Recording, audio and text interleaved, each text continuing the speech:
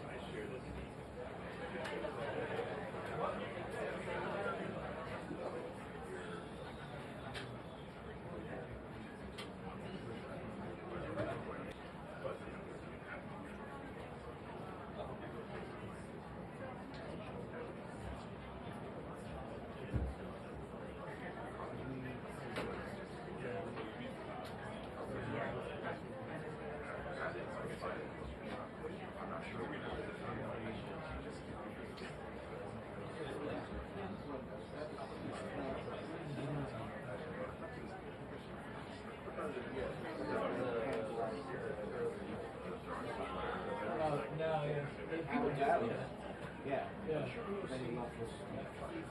Nine with other people. Right.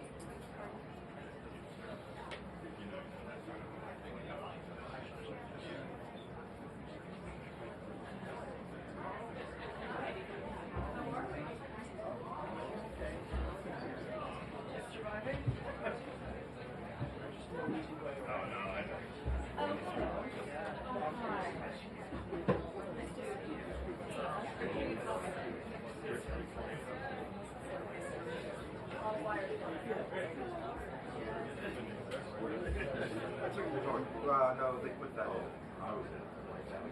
Hey.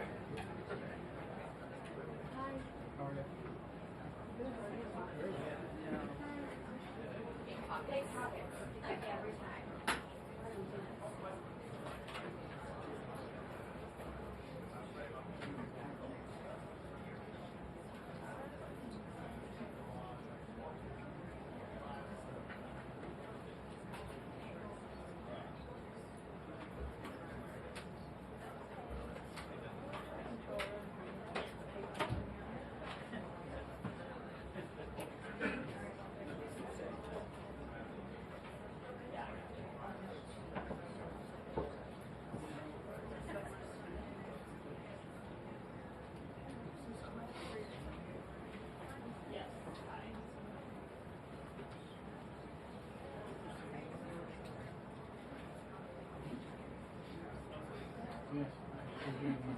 Yeah, I got it. Yeah, I think that's fine.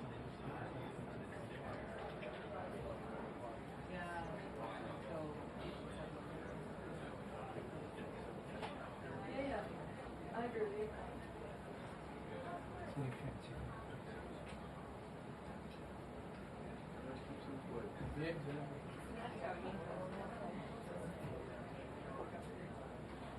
You can't hear me? Okay. Yeah, thank you.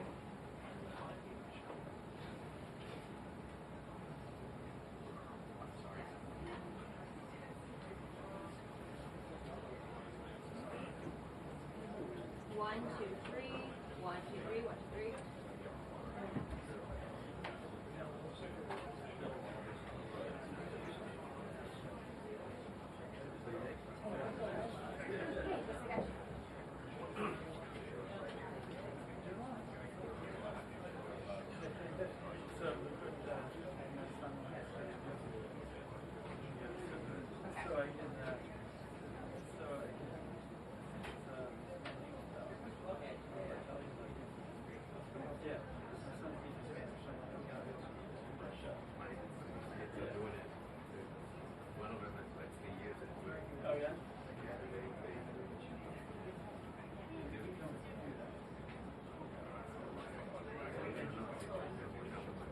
Whoa.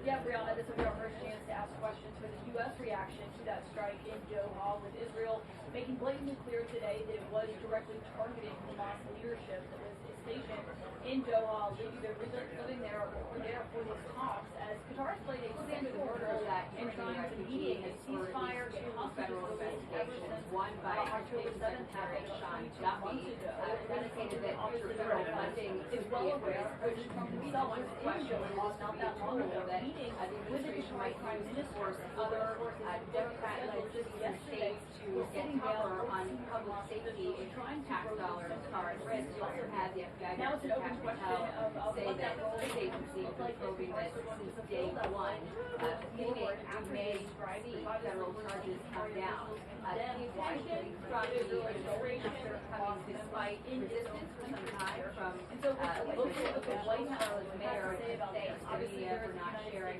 video of that heinous killing, citing the need to respect our victims' families. But if you look at the rap sheet about what they knew about this strike, more than a decade of tumultuous failures by courts and magistrates, many of those persons back on the streets, even had the verging of his own mother, said that he should not be out in public, telling the local station there, Charlotte, that he had schizophrenia and was a public safety risk.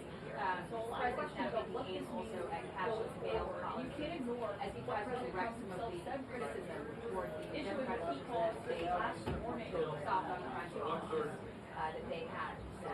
We also have this story emerging in the Middle East. You had Israel's strikes on Hamas targets in Qatar, really rippling the region, could have trickle-down effect on the Abraham Accords, and also poses big questions about what this means for the war in Gaza and whether it's possible to see an end to a diplomatic resolution. We've seen the reports facing dogged targets in that attack were the top negotiators that simply with files of yesterday and they have survived. So a lot of questions get thrown about what this means for that war, what the president knew that really media reporting that not only the U.S. green-lighted it, of course, here from the White House, there's full on things, but a lot of big news this program directed all comments to his staff. But obviously this is something that is also being driven by Republicans on Capitol Hill. And several of those Republicans trying to force the Justice Department to release all of the Epstein-related documents that it has in its capacity. Whether or not that ultimately happens remains to be seen. But this has obviously been an issue for the White House that has not gone away despite their best efforts. So we're obviously waiting to see what is said about that at this briefing. Also the new job report provision from the BLS that came out today is going to be a key topic for this White House. And that has been something that obviously has been a center of controversy after they've hired Dr. Erica McIntosh from the BLS, the commissioner there, because the numbers that they did not like, arguing that that data was faulty. Now we're going to see what they have to say about these new numbers that came out today.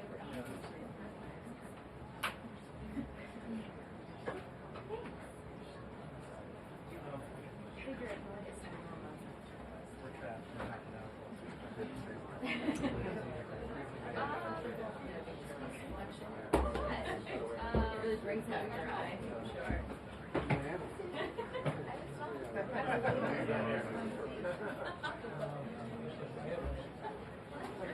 Yeah.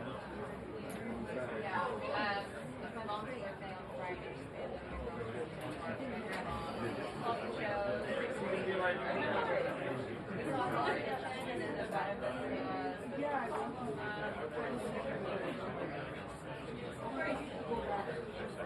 and my mom was like leaving the second Saturday. Yeah, I don't think we should leave it there. I would just move it right to the door. I'm trying to take some. Yeah, sure.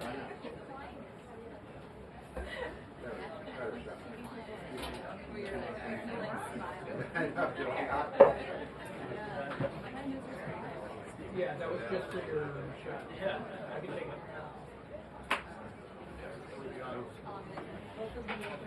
This is perfect.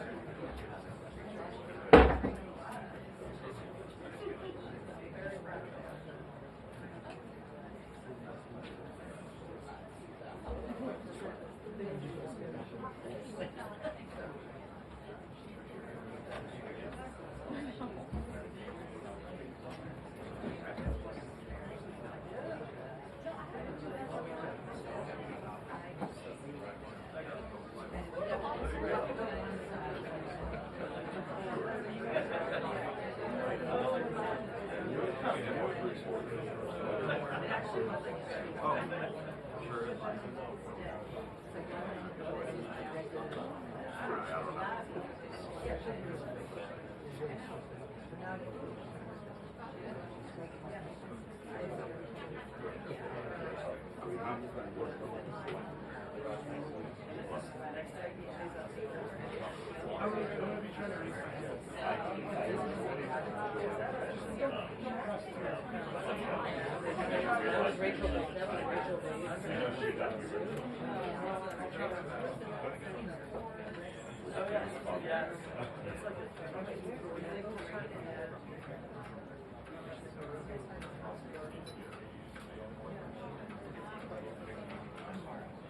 hi, Skylar. Yeah, please read it.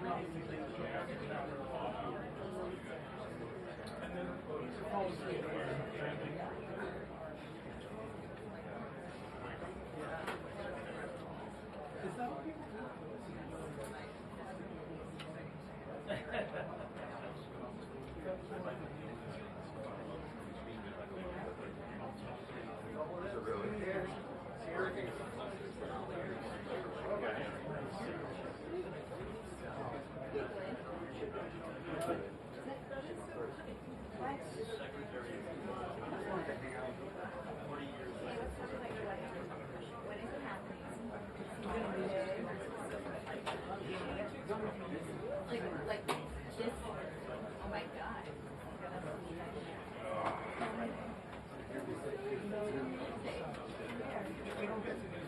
What? This is awesome. I know.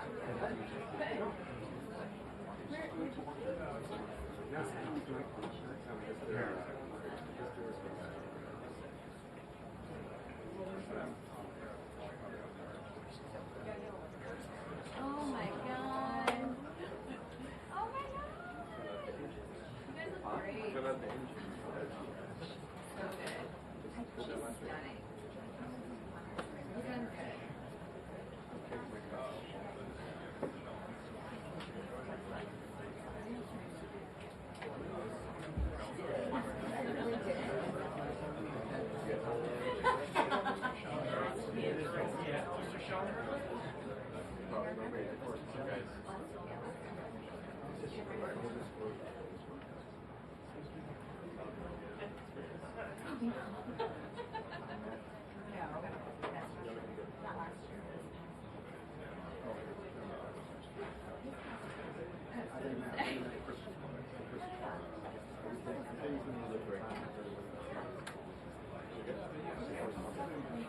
I can tell who's been here frequently by. Yeah, I wouldn't mind. That's right.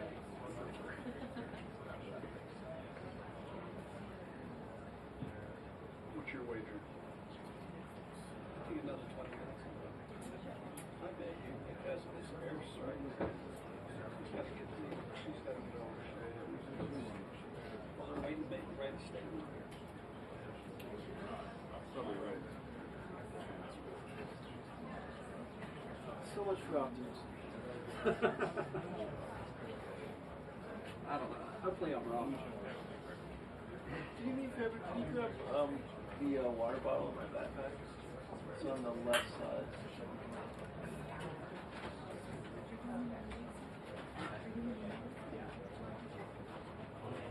There you go. Jackie. Sure.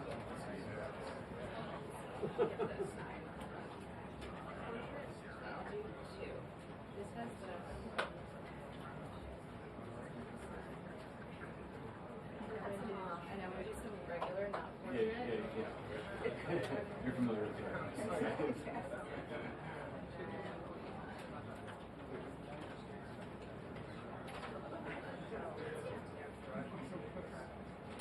There's gotta be something in there that's good. I tried to cut yours with blood on it. Feel free to crop or do something different.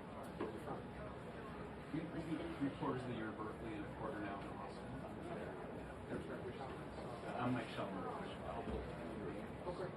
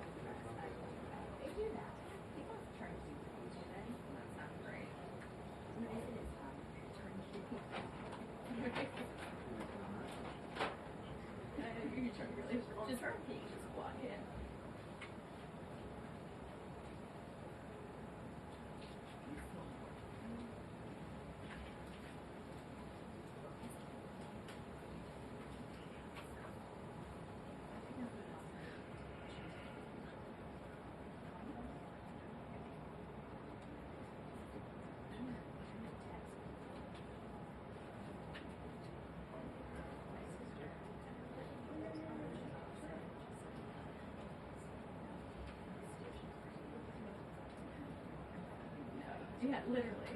Like, I'll do a group text. Thumbs up if you're having.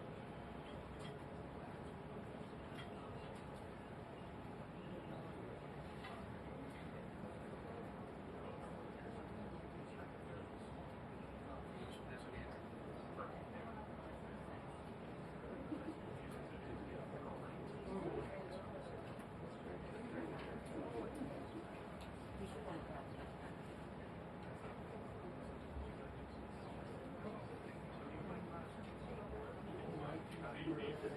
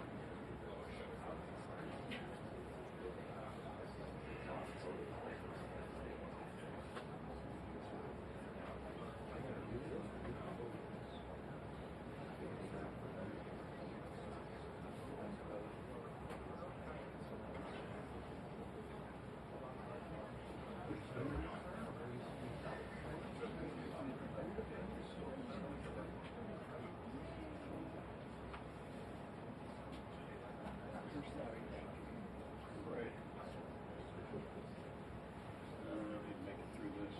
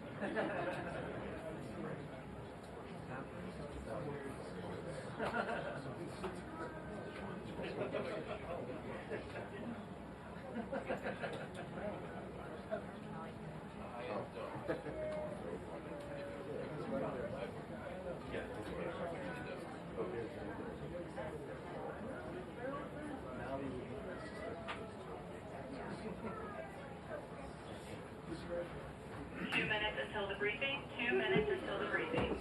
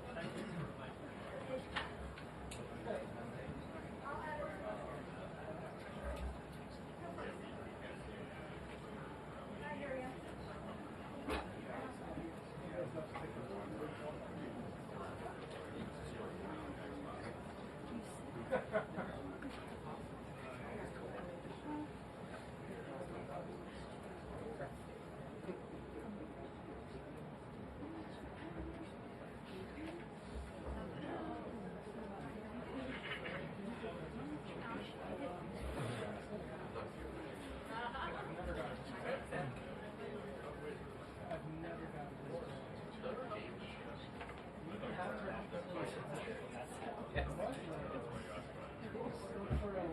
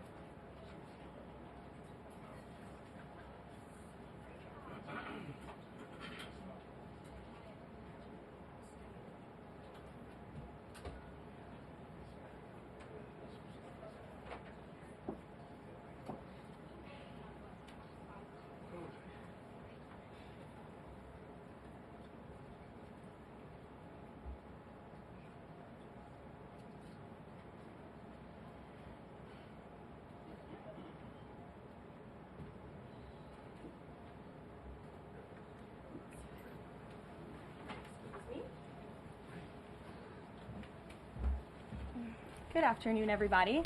Apologize for my tardiness today. Thanks for being here. Another packed room. It's good to see.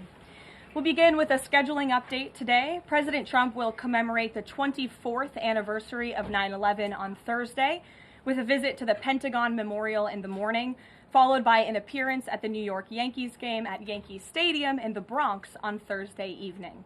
Next week, as you all know, the President and the First Lady will depart for their historic state visit to the United Kingdom on Tuesday, and they return to Washington on Thursday. Today, I would like to address the tragedy that has not received nearly enough media attention, the brutal murder of Irina Zarutska. Here are the facts that many outlets have shamefully and intentionally failed to report until President Trump drew attention to it. On August 22nd, Irina Zarutska was stabbed to death on the rail system in Charlotte, North Carolina, by a savage career criminal. This is a public transportation system that many in the area use every single day to go to school and work. Irina was on the train that night traveling home from her job at a pizzeria, still in uniform from her shift. This beautiful, innocent 23-year-old young woman was a Ukrainian refugee who had recently fled her country for a chance at a safer life and a promising new beginning here in the United States of America. But tragically, a public transportation system in a major American city was more dangerous than the active war zone that she left. The President and the entire White House are praying for her family and friends during this unimaginably difficult time. But while we extend our thoughts and prayers, we must also seek justice for this crime and call attention to this heinous incident. Surveillance video of the killing was finally released to the public this past Friday. It shows the alleged killer, DeCarlos Brown Jr., pull out a knife, get up from his seat behind Irina, and prepare to thrust a blade into her neck before the released footage gets cut. This is pure evil on full display. The most enraging and unacceptable part of this story is that her death was entirely preventable. DeCarlos Brown never should have been on that train that night. In fact, he should have been behind bars. DeCarlos Brown has been charged with crimes no fewer than 14 times, dating back to 2011, including for armed robbery, felony larceny, breaking and entering, and shoplifting. Brown had previously served 5 years in prison for a robbery with a deadly weapon charge, and he had also forfeited bonds 3 different times, twice in 2014 and once in 2023. Despite all of this past documented criminal history, when Brown was arrested yet again in January of this past year, a Democrat judge, who I will add was a strong supporter of former Vice President Kamala Harris, released this insane criminal once again without requiring him to pay any bail. He simply had to sign a written promise to return for his court hearing. Think about how crazy it is to ask a career criminal, someone who by definition repeatedly breaks the law, to just sign a written promise and come back again another day. This is madness. This monster should have been locked up, and Irina should still be alive. But Democrat politicians, liberal judges, and weak prosecutors would rather virtue signal than lock up criminals and protect their communities. And perhaps most shamefully of all, the majority of the media, many outlets in this room, decided that her murder was not worth reporting on originally because it does not fit a preferred narrative. Many of the journalists in this room spilled plenty of ink trying to smear Daniel Penny for defending a subway car from a deranged lunatic in New York City, but none of those same reporters lift a finger to write stories about an actual murderer. Here is the truth that every American must know. Too many innocent people across the country continue to pay the price of the failed experiment known as cashless bail that has been championed by the Democrat Party for years. All the way back in 2020, North Carolina's then Democrat Governor Roy Cooper established a so-called task force for racial equity and criminal justice. Sounds nice, but it's not. That task force was co-authored by then Attorney General and current Democrat Governor Josh Stein. It recommended, quote, reimagining public safety to, quote, promote diversion and other alternatives to arrest. It also advised to de-emphasize some felony crimes, prioritize, quote, restorative justice, and eliminate cash bail. Democrats in North Carolina and nationwide are consumed with pushing a woke, soft-on-crime agenda, no matter how many innocent Americans suffer as a result. Instead of aggressively prosecuting and locking up violent criminals, the Democrat-backed cashless bail approach lets these criminals roam free in our country to offend again and again. These reckless policies have turned too many of American cities into hunting grounds for career criminals who mock our justice system, drain law enforcement resources, and wreak havoc on law-abiding citizens. Enough is enough, and that is why President Trump is doing everything in his power by taking action to undo these absurd policies. The president recently signed a powerful executive order directing the AG to submit a list of states and local jurisdictions with cashless bail policies so that the Trump administration may identify federal funds that are being provided to these states and can potentially be suspended or terminated. President Trump firmly believes that to maintain order in public safety, we must incarcerate individuals whose pending criminal charges or criminal history demonstrate a clear, ongoing risk to civil society. This is a common sense and sensible approach that the vast majority of Americans agree with, and it's time for the Democrat Party to get on board with what is right. When these criminals are caught, they must be prosecuted to the fullest extent of the law and be sent to prison, where they can no longer terrorize our streets. This is the mandate the American people delivered to President Trump, and it's a mandate he intends to fulfill. Staying on the topic of public safety, new preliminary data released today by Customs and Border Protection in August shows that President Trump has delivered the most secure border in American history. For the fourth straight month, 0 illegal aliens were released into the United States by CBP. Nationwide encounters are down 93% below the peak of the Biden administration. Border Patrol apprehensions on the southwest border in the entire month of August were less than what was apprehended in 4 days in August 2024 under the Biden administration. President Trump has ended disastrous Biden illegal alien invasion, and he sealed our border in record time, keeping this central promise he made to the American public. With that, I will take your questions. Here in our new media seat today, we have Michael Schellenberger, who is the founder of Public News with nearly 2 million readers and subscribers. Michael, thank you for being here today. Thank you. And why don't you kick us off? Sure. Thank you for making space for new media. Nice to meet all of you. It's great to be here. I want to see if you could give some insight into whether the president is considering additional measures against Europe and Brazil, not just for censorship, but also for preventing political candidates from actually competing in elections. We've now seen in Romania, France, and now Germany with Joachim Paul, efforts to basically just prevent candidates from being able to compete in elections. The president has shown some concern around President Bolsonaro, who's being prevented from running. All of this is coming in the context of increased censorship of online platforms, of American platforms, and efforts to censor Americans. I'm personally being investigated under criminal investigation with my Brazilian colleagues for publishing the Twitter Files of Brazil. We're very grateful that the president has imposed Magnitsky sanctions on the judge. Is the president considering additional actions, given that it appears that they're going to end up with a conviction against President Bolsonaro, preventing him from running? Is he considering doing anything about this crackdown in Europe? I mean, it's shocking to see Joachim Paul, this mayoral candidate in Germany, the criminal indictment against him cites him, quote, saying that he loves the Lord of the Rings as reason why he's an extremist and shouldn't be able to run. So I just wonder if you could speak to that. And again, I'm grateful to be here. Nice to meet you all. And I'm grateful for what the Trump administration has done to push for free speech abroad. Well, thanks for being here, Michael. We appreciate it. Freedom of speech is arguably the most important issue of our time. It is enshrined in our Constitution, and the president believes in it strongly. He himself faced censorship in his road back to this beautiful Oval Office here in Washington, D.C., so he takes this very seriously, as does, I know, the Vice President of the United States and the entire Trump administration, which is why we have taken significant action with regards to Brazil in the form of both sanctions and also leveraging the use of tariffs to ensure that countries around the world are not punishing their citizens in this way. And at the same time, the president is,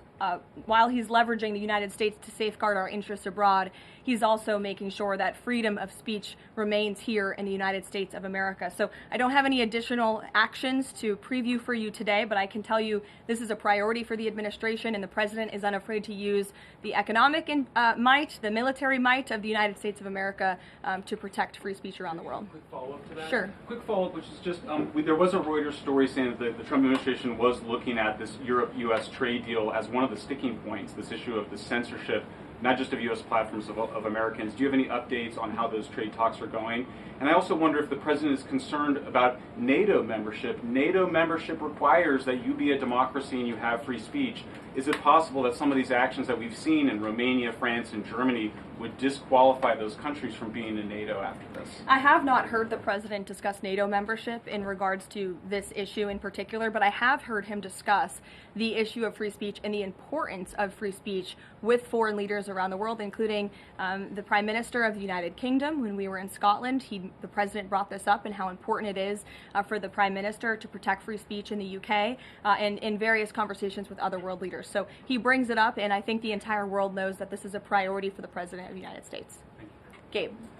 Thank you, Caroline. Regarding the Israeli strike in Doha, how much time or how much of a heads up did the U.S. get, and does the president support the strike?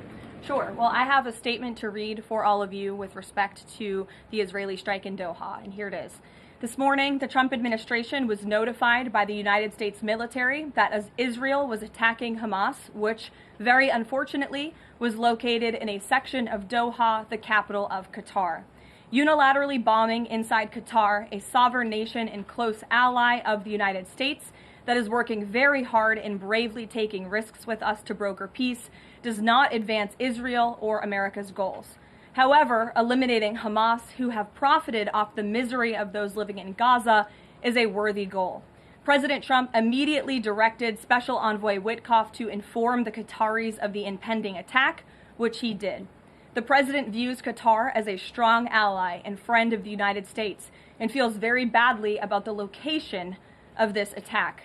President Trump wants all of the hostages in Gaza and the bodies of the dead released, and this war to end now. President Trump also spoke to Prime Minister Netanyahu after the attack. The Prime Minister told President Trump that he wants to make peace, and quickly. President Trump believes this unfortunate incident could serve as an opportunity for peace. The president also spoke to the Emir and Prime Minister of Qatar and thanked them for their support and friendship to our country. He assured them that such a thing will not happen again on their soil. And to be clear, the president disagrees with the location of the strike, and that he passed that along to the Prime Minister Netanyahu. The president just confirmed that in the statement that I just read to you, which I spoke with him about before coming out here. Caroline, Jackie. Thank you, Caroline. So is the president upset with Netanyahu now? The president made his thoughts and concerns about this very clear, and he spoke again both to Prime Minister Netanyahu and also the Emir and the Prime Minister of Qatar after this attack. And the president has always made it very clear that he wants peace in the Middle East, just like he sought that and accomplished that in his first term. He expects all of our allies and friends in the region, that includes both Qatar and Israel, to seek peace as well. And he wants to see that happen, and he's working with all of our allies in the region to get that done. Are there any consequences, so to speak, for Netanyahu doing this, as it sounds, against the president's wishes, or at least his belief that it was appropriate? Is there going to be any directive from the president to Netanyahu in terms of what's allowed in the future? And also, is there any concern this could jeopardize the Abraham Accords? Look, that's a decision only the president can make. With respect to your first question, to answer your second question, as you heard from the president, he said he believes that this can serve as an opportunity for peace, and he's still actively and aggressively pursuing it with all of our allies and partners in the region. Jennifer? Just to follow up on that, Caroline, are you able to say how often the president spoke to the Prime Minister of Israel before this? Because that's one question. And then what did he mean on Sunday when he posted, "I've given my last warning to Hamas," etc.? He wasn't talking about this strike on Doha? No, he was not. As I told you, the Trump administration was notified by the United States military that Israel was attacking Hamas, and the president spoke to the Prime Minister after the attack, as well as, again, the Emir and the Prime Minister of Qatar. And I know Secretary Rubio and Special Envoy Witkoff were present for that call with the Qataris as well. Reagan. Thanks, Caroline. I have two questions for you on crime crackdown. Sure. Democrats have tried to argue that red states have higher crime rates while overlooking problems of high crime in blue cities. I'm wondering if the president would consider working with red state governors to fix high crime in blue cities like in Memphis, Tennessee. So first of all, I want to get to the premise of your question, Reagan, which is being pushed by Democrats, that there is crime in red states. Of course, there is crime in all states, but the crime in these cities is all in cities that are run by Democrats. If you look at the list of the top 20 high crime cities in the United States, every single one, with the exception of one in Louisiana, is run by a Democrat. And these Democrats have supported the same policies that I spoke about at the beginning of this briefing, like cashless bail. If you look at a red state, Mississippi, but a Democrat-run city in that state, Jackson, in 2019, Jackson, Mississippi, eliminated cash bail for virtually all misdemeanor cases. And while Jackson is not formally a sanctuary city, the state of Mississippi formally banned sanctuary cities, and this city has acted as a de facto sanctuary city for criminals and illegal aliens since 2017. Same thing, Birmingham, Alabama, a Democrat-run city in a red state. In 2017, the Birmingham City Council unanimously passed a resolution, quote, committing to establish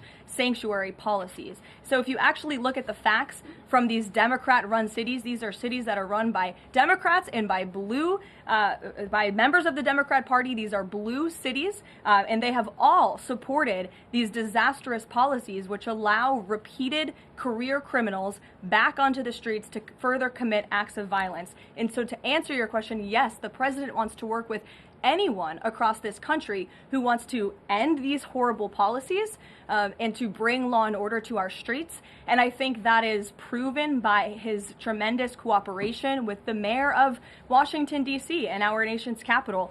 And just look at the results of that. And I do have some updates for you on the D.C. crime crackdown if anyone is interested. There have been a total of 2,177 arrests made since the start of the operation on August 7th. Just last night, there were 57 arrests made in Washington, D.C. Of the 57 arrests, there were 14 illegal aliens who were arrested, many of whom had prior criminal histories. And other arrests just last night in our nation's capital, so you all can be very grateful for this. Our great men and women of law enforcement, both federal and local, working together as they should, made an arrest on a warrant for assault with the intent to kill. The subject shot 2 adult males after an altercation. They made an arrest on a warrant for an armed carjacking. The subject assaulted an adult male in the face with a firearm and then took his keys. We also made an arrest on a warrant for simple assault and the destruction of property and subsequently charged with second-degree theft. Last night in D.C., there was an arrest for possession of a controlled substance with second-degree theft. There was an arrest for possession of a controlled substance with the intent to distribute that subject. The person is also a subject of interest in a homicide and a carjacking. Last night in D.C., we also arrested a felon in possession of a firearm who was carrying that firearm without a license. So these are the career criminals. These are the bad guys that we are picking up in Washington, D.C. every day. The president would love to do this in every Democrat-run city across the country, and he hopes that more Democrats will call the White House to allow us to help them. One more that's D.C. specific. Congress is poised to not extend Trump's federalization of the D.C. police. Mayor Bowser signed an executive order formalizing cooperation with federal forces. You just mentioned all the success that the operation has had. Does the White House believe that the Mayor Bowser's action is enough to continue the crime crackdown? We are very grateful for the mayor's cooperation in this effort, and we look forward to continuing to work with her and the Metropolitan Police Department. Bloomberg. Thanks, Caroline. The president says, he was planning to speak with Putin soon. Can we expect a phone call between the two leaders this week? I don't have any phone calls to read out between you, the president, and any other foreign leaders. Ed. Yeah, thanks, Caroline. I want to ask about the benchmark revisions that came out. If you look at the revisions between March of 2024 and March of 2025, and you do a little math, it averages out to 73,000 jobs roughly per month added to the economy, less than what was thought. When can we expect the Trump administration, now that their policies are rolling out, for that increase, that average to increase? Well, let me just say something about the revisions that came out this morning. And this was one of the biggest revisions in absolute terms in decades. And the benchmark year, March 2024 to 2025, shows that the job growth was vastly weaker during the Biden administration than ever previously reported. Between this revision and last year's, job growth was actually overstated by approximately 2 million jobs. And the Biden administration stood up here and vouched for that data and told you that data was real. And when President Trump calls into question the veracity of that data, like he did before he took the oath of office and even now as President of the United States, he was ridiculed for that. And turns out this revision proves two things. Number one, the president was right, and this is why we need new leadership at the Fed. And this makes it very clear that President Trump inherited a much worse economy by the Biden administration than ever reported. And it also proves that the Federal Reserve is holding our monetary policy far too restrictive. Interest rates are too high. The Fed needs to cut the rates because of the mess that we inherited from the Biden administration. Time frame. The president has said a year. Secretary Besson said maybe the fourth quarter. When can we expect these numbers to increase? Well, first, we need accurate numbers. We need truthful and honest data, which is why the president took the monumental step to try and appoint and confirm new leadership at the BLS so we can have data that we can actually rely on. And that's what the president is doing, and we hope that his nominee will soon be confirmed. Charlie. You addressed the crime of Irina Zarutska, and the president has done a lot to deliver justice for victims of crimes like that horrific stabbing. And the Epstein files are back in the news because a lot of Americans feel that that Jeffrey Epstein's victims never got justice. Does the president care about these victims? Do you think he can does he want to deliver more justice for them, and is he willing to meet with them? The president cares about victims of all crimes, and that's why Republicans in the Trump Department of Justice have done more in terms of transparency when it comes to the Epstein case than any prior administration. And why are the Democrats all of a sudden caring about this? It's because they are desperately trying to concoct a hoax to smear the President of the United States. We have seen this time and time again. Ro Khanna and all of these other Democrats, they could have cared about those victims 4 years ago when Joe Biden was in office. They could have pushed for transparency then. Unfortunately, the Democrats are using victims as political pawns to try to smear and to push a hoax against the President of the United States. And I will get you numbers on the amount of child predators that this administration and this FBI and this Department of Justice have locked up under President Trump's leadership. We have done more than any president to protect victims of crime, especially disgusting, heinous sexual crimes, and that includes the deportation of illegal aliens who are perpetrating these crimes against innocent victims in our country right now today, and that remains a top priority for this administration. Does the president, will he meet with the victims? On the Doha strikes, did the president speak with Netanyahu before they were carried out? Did he urge him to not go through with it, or did they only speak afterwards? Again, I read you a statement. The Trump administration was notified by the United States military that Israel was attacking Hamas. The president directed his special envoy Witkoff to immediately call the Qataris, and after the attack, he spoke to Prime Minister Netanyahu. Behind you. Thank you. Go ahead. About the Epstein case, would the White House support a professional handwriting expert review of the document released yesterday to prove that it's not the president's signature? Sure, we would support that. And in fact, I have already seen many forensic analysts of signatures coming out. I believe it was the Daily Signal that published a piece with 3 separate signature analysts who said that this absolutely was not the president's authentic signature. And we have maintained that position all along. The president did not write this letter. He did not sign this letter. And that's why the president's external legal team is aggressively pursuing litigation against the Wall Street Journal, and they will continue to. Christian.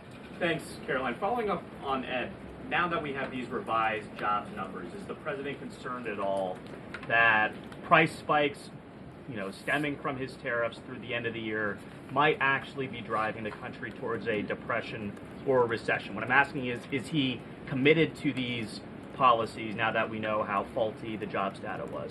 The president is committed to his policies because his policies are working, Christian. And there have been a lot of people fear-mongering about inflation in this room, but it just has not come to fruition. On a monthly basis, CPI inflation has now come in at or below the market's expectation for 6 consecutive months, every month that President Trump has been in office. Overall, inflation has run at a 1.9% average pace in the president's first 6 months in office. I would have told all of you that in January, you would not have believed me, but those are the facts and those are the numbers. And we also see many other positive signs in economic indicators like real GDP. In the second quarter, it was revised up to 3.3%. That beat the market's expectation.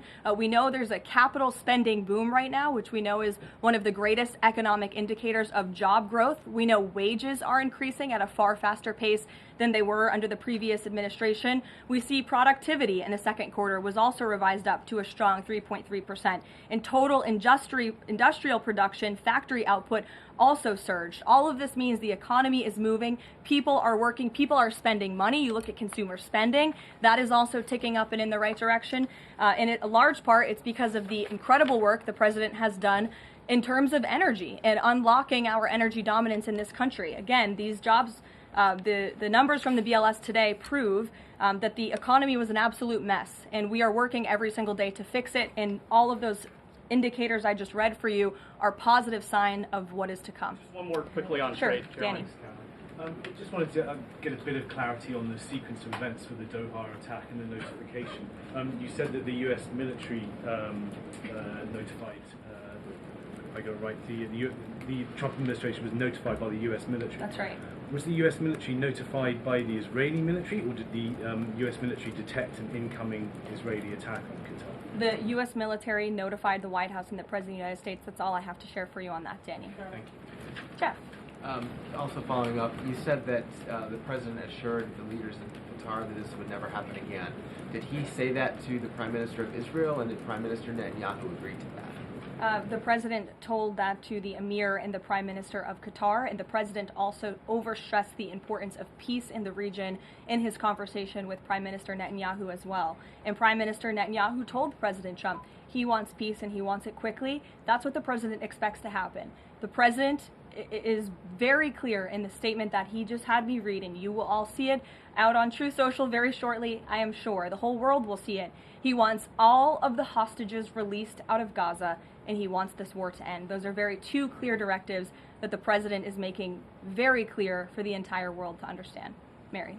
But Qatar obviously has been helping to negotiate these ceasefire talks. Does the President think that Israel is undermining negotiations by striking Qatar? Is he concerned that Qatar's no longer going to want to play that intermediary role? Well, I think the President addressed that in the statement. I can read the whole thing for you again. I think it's very thorough because the President wanted to address all of your questions. We wrote, unilaterally bombing inside Qatar, a sovereign nation and close ally of the United States that is working very hard and bravely taking risks with us to broker peace, does not advance Israel or America's goals. However, eliminating Hamas, who have profited off the misery of those living in Gaza, is a worthy goal. So he answered that question and to be himself. Clear, you can't say that Israel informed the U.S.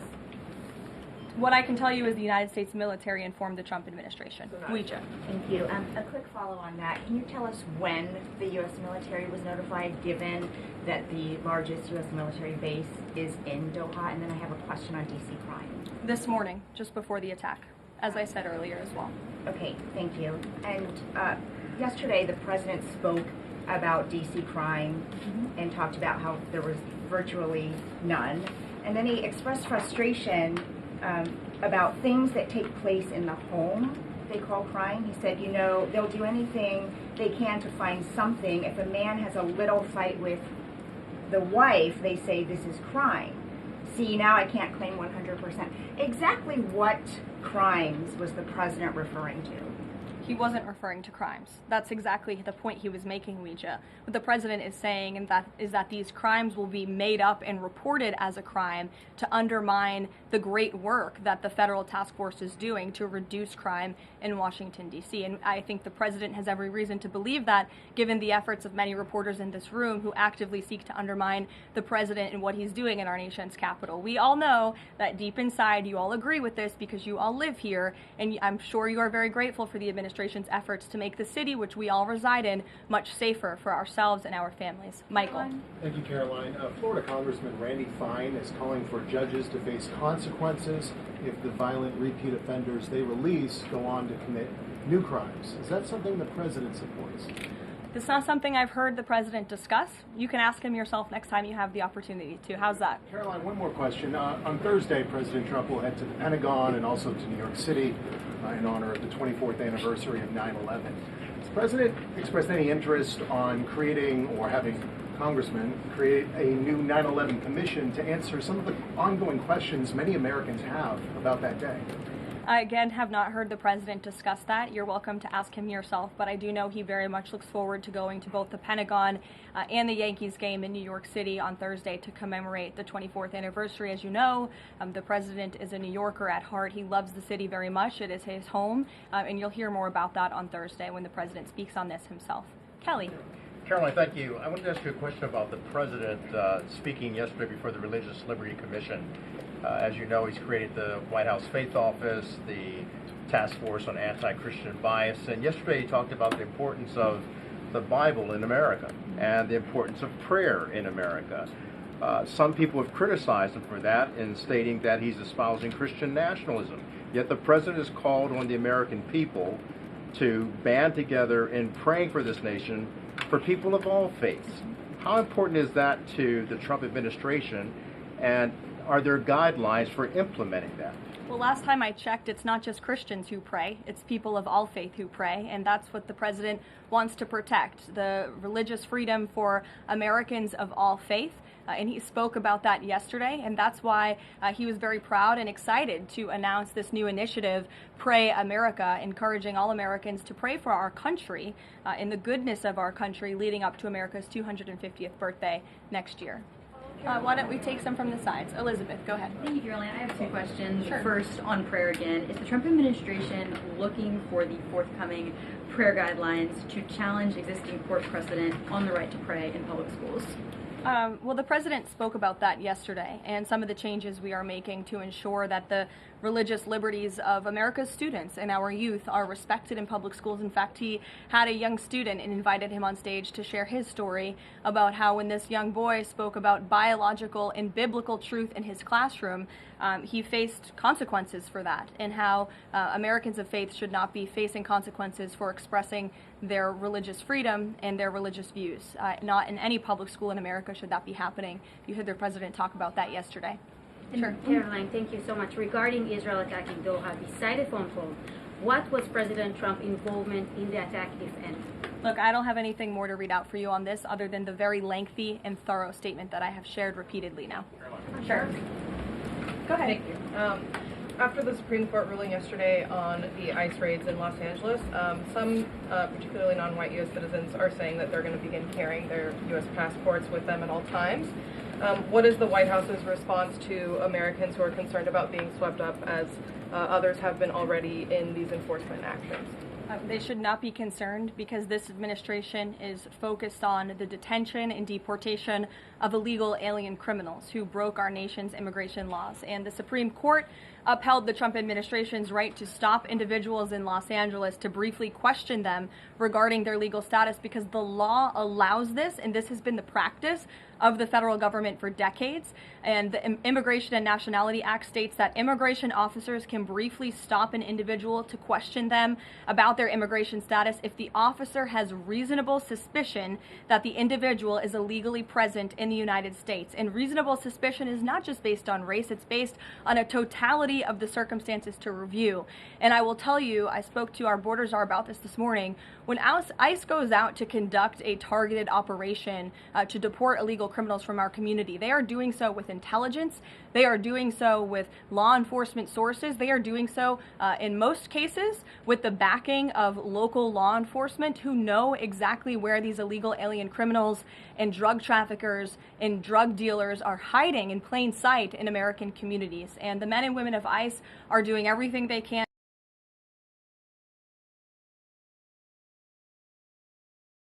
On the New York City election, Caroline. is he Well, considering? I'll take both of you. Go ahead. So first, is the president considering offering Mayor Eric Adams a job? If so, why? And does he think Curtis Lee was a serious candidate for New York City mayor? Look, the president has made it quite clear he wants this race to move forward in New York City. He does not want a communist to be running New York City, but as for weighing in on other individual candidates, I'll leave that to the president to do himself. Caroline, and then following up on Reagan's question, you know, many of these highest crime cities in America, they're led by black mayors, including the three that you mentioned, Jackson, Memphis, Birmingham. So, given that, what's your response to criticism from the left that Trump is targeting black mayors? Isn't he just trying to protect black people? The president is trying to protect all Americans from crime, and he wants to make all of our cities in America safe. And the fact is, the most dangerous cities in America are run by Democrats, overwhelmingly. And according to the FBI crime statistics, 19 of the top 20 cities with the highest murder rate are run by Democrats. And these high crime Democrat-run cities are driving up the crime stats in otherwise safe red states. So of course he wants to address this problem. He's made that quite clear.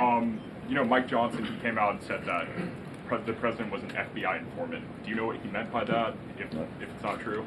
I can affirm that is not true. I think the speaker was referring to the fact that President Trump kicked Jeffrey Epstein out of his Mar-a-Lago property for reasons the president has already discussed. John. Oh, thank you, Caroline. First of all, as a Washington, D.C. resident with my family, I just want to thank the administration for revitalizing safety here. In the last 3 weeks, it's been stunning. Well, I want to go to Virginia.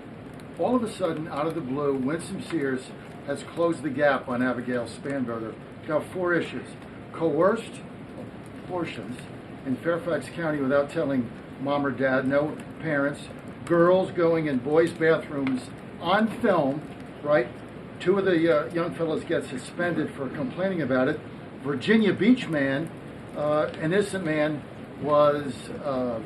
is now died in a car crash by a drunk illegal going on the other side of the road, and now you got Spanberger's got these racist signs. When are we going to get the president to make an official endorsement of Winsome Sears and maybe come and campaign in South and West Virginia? Well, as you know, I'm very limited in what I can talk about when it comes to political endorsements in future elections from this government podium. But all of the issues that you just mentioned I know are very important to the president, and it's quite common sense. It's the foundation of the Republican Party, and it's what sent this president back to the Oval Office. We want to keep men out of women's sports and bathrooms. We want criminals to be locked up. The president wants to see law and order in every state across the country. But as for political endorsements, I'll leave that to him and his political advisors to make those. Sure. Haley. Good evening, Caroline. I have 2 questions for you, if it's okay. One on Doha and one on immigration and crime. Sure. On Doha, ahead of the strike we saw today, did the administration at any point try to dissuade the Israelis from the potential for an action like we saw today? Again, I have answered questions repeatedly on this. I have a very lengthy statement which we will release after this briefing for all of you to read and to report on once again. Okay, and then on a case in Maryland, the killing of Dakara Thompson, there are reports that the suspect arrested for her murder was in the country illegally and arrested and released for driving under the influence both in 2022 and in April of this year by U.S. Park Police. Is the administration looking into what process allowed this to take place? Yes, we absolutely are. As soon as we saw this case, we ensured that the Department of Homeland Security and the Department of Justice were on it, and I can assure you that they are. This is another heinous act of violence against someone who should have never been in our country illegally in the first place, and that's exactly why the deportation of illegal criminals from our country is a top priority for this administration, and it's something that is happening every single day. And I would encourage all of you to continue to report on the very violent illegal alien criminals that we are deporting daily from American communities across the country. We will never understand how many lives have been saved by these efforts, or how many lives would have been lost if not for this president and the administration's policy to deport illegal criminal aliens. On tariffs? Thanks, Caroline. Follow up on Charlie's question. Will the president meet with the Jeffrey Epstein victims? I don't have any meetings for you to read out on that. On tariffs? Go ahead. Thanks, Caroline. Is the Trump administration considering a ban on transgender Americans owning guns? Is that something the president would support, even as we've seen some gun groups oppose the idea of it? I saw reporting on this. I understand there were very preliminary, low-level discussions about this at the Department of Justice, and then sometimes those discussions are reported as fact. I'm not tracking any potential actions on this front, and I'll let the president weigh in on that. It's a policy decision, and it's far too early or would be premature, inappropriate for me to weigh in on it at this point in time. Behind you. Go ahead. After the immigration raid at the plant in Georgia on Friday, the president said over the weekend that he's open to some kind of changes in perhaps rules or visa rules or law that would prevent something like that happening in the future for skilled workers to train American workers. That's right. Can you confirm that and that the administration supports those changes, and what exactly would that look like? Well, the president said it himself in a statement that he put out on Sunday night, where he is very grateful for foreign companies from around the world and the investments that they are making right here in the United States of America. And he understands that these companies want to bring their highly skilled and trained workers with them, especially when they're creating very niche products like chips, or in this case in Georgia, like batteries. But the president also expects these foreign companies to hire American workers, and for these foreign workers and American workers to work together to train and to teach one another. And so he expects these foreign companies to hire American labor. We want Americans to have these jobs. Americans need these jobs, but he also understands the need for these companies to bring over their workers who already have these skills. So I think it's a very, what those changes might be? I think it's a very nuanced and responsible and sensible approach for the president to take. And I know that the Department of Homeland Security and the Department of Commerce are working on this matter together. I would defer you to them for any further action on this front. Karoline, thank you. Just I want to follow up on something you said. You said the Epstein documents are a hoax that Democrats are perpetrating against the president. You said he didn't sign that check, that he didn't sign the birthday card that he allegedly signed. So what is the theory, since these documents came from the Epstein estate? Who is I guess in your view, faking these documents? I did not say the documents are a hoax. I said the entire narrative surrounding Jeffrey Epstein right now that is absorbing many of the liberal cable channels on television is a hoax that is being perpetuated by opportunistic Democrats like Ro Khanna and the others whom you saw on that press conference outside of Capitol Hill, who are trying to push this hoax against the President of the United States. What exactly is the hoax? I'm just trying to understand what's fake. What's fake is not the documents. The hoax then? is the Democrats pretending to care about victims of crime when they do not care about victims of crime, when they have done nothing to solve crimes, when they have done nothing to lock up child pedophiles and child rapists across the country, and when they are now using victims as political props to try and, again, smear the President of the United States and drag on this bad story about him. It is a distraction. The Democrats view this story as nothing more than an attempt to distract from the accomplishments and the achievements of this administration.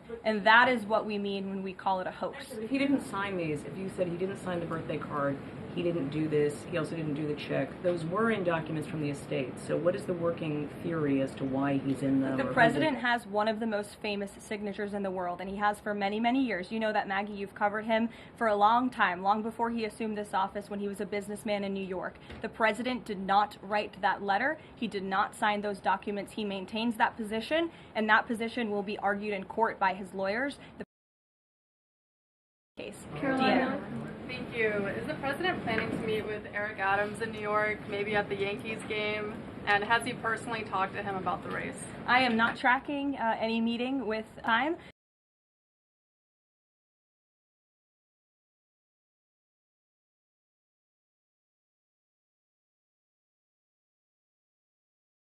And all the way in the back. Regarding the U.S. military, the growing U.S. military presence in the Caribbean, when asked directly about possible future military action, President Trump responded, "You're going to find out." What could the U.S. public expect of that situation moving forward, and what sort of ongoing threat does Trinidad Agua? I think it would be very unwise of me to preview what the president meant from this podium. But I think what the heart of what the president was saying, I know what the heart of what the president was saying in this administration believes, is that the regime in Venezuela is illegitimate. And it is unacceptable to this president and this administration to traffic illegal, deadly drugs into the United States of America. And that's why the president and the administration took very strong action against about 11 narco-terrorists in international waters, as you all saw. I think that sends a very strong message to drug traffickers around the world. The president will not tolerate it, and the amount of drugs on that boat represents the lives of thousands of Americans that could have been killed by that deadly poison, and we're not going to allow that deadly poison to come into our country. The president will be signing a proclamation in the Oval Office later this afternoon, and we will see you all later. Thank you. Thank you.